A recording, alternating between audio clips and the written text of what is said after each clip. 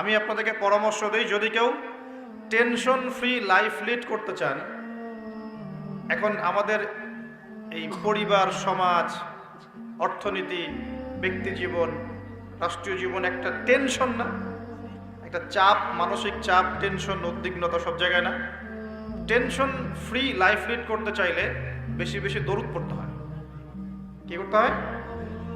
দরুদ পড়তে হয়। বলতে হয় আল্লাহুম্মা সাল্লি আলা মুহাম্মাদ ওয়া আলা আলি মুহাম্মাদ কামা সাল্লাইতা আলা ইব্রাহিম ওয়া আলা আলি ইব্রাহিম ইন্নাকা হামিদুম মাজিদ।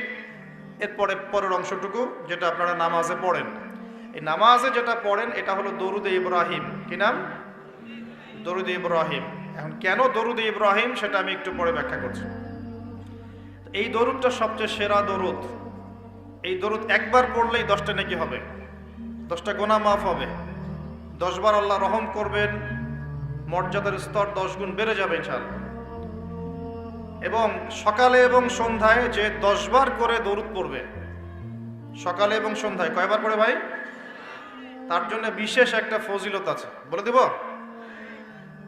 সেটা হলো আমাদের নবী মুহাম্মদ সাল্লাল্লাহু আলাইহি ওয়াসাল্লাম ওই ব্যক্তির জন্য কাল কিয়ামতের মাঠে সুপারিশ করবেন ইনশাআল্লাহ।